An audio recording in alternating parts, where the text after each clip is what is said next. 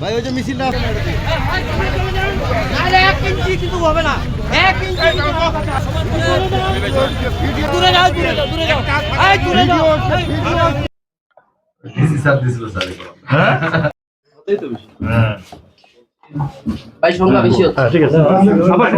রহমানুর রাহিম। আমি সেই মহান রাব্বুল আলামিনের শুকরিয়া আদায় করি, আলহামদুলিল্লাহ। তারপরে আমি আমার নেত্রী, দেশের নেত্রী বেগম খালেদা জিয়ার রোগমুক্ত কামনা করছি। আমরা আজকে এইখানে এই পরিবেশে, আনন্দঘন পরিবেশে মনোনয়ন জমা দিতে এসেছি, কিন্তু মনের মধ্যে একটি কষ্ট রয়ে গেছে। আমাদের নেত্রী, আমাদের মা দেশের নেত্রী বেগম খালেদা জিয়ার অসুস্থতার কারণে আমরা সবাই ওনার জন্য দোয়া করি।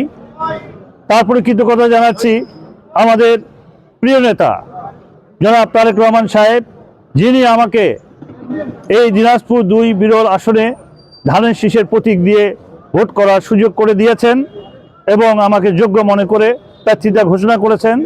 আমি তার প্রতি কৃতজ্ঞতা, ধন্যবাদ জানাচ্ছি।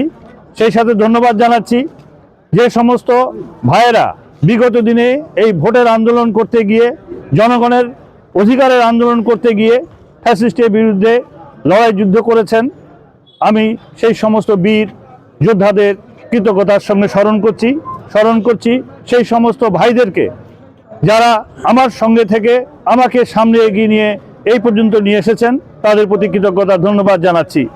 এবং সেই সাথে আমি মহান রাব্বুল আলামিনের কাছে দোয়া করছি, আমরা যেন আমাদের যে উদ্দেশ্য লক্ষ্য রয়েছে, আমাদের প্রিয় নেতা জনাব তারেক রহমান সাহেব যে 31 দফা বাস্তবায়নের লক্ষ্যে আমাদেরকে যে একটি ফর্মুলা দিয়েছেন, সেটা বাস্তবায়ন করার জন্য আমি সকলের প্রতি, আমাদের দলের সব ভেদাভেদ ভুলে গিয়ে সকলকে ঐক্যবদ্ধ হয়ে আমরা যেন কাজ করতে পারি, সেই লক্ষ্য যেন অর্জন করতে পারি। আমাদের দলের প্রতীক ধানের শীষ, এটাকে যেন আমরা অক্ষুণ্ণ রেখে জয়লাভ করতে পারি এবং এই বিজয়ের মাধ্যমে আমাদের প্রিয় নেতা জনাব তারেক রহমান সাহেবকে যেন এই আসনটি উপহার দিতে পারি। সেজন্য আমি প্রত্যেকের প্রতি, আমাদের দলের নেতা কর্মীদের সকলকে আমি কৃতজ্ঞতা জানাচ্ছি যে তারা আজকে অনেকেই এসেছেন এখানে।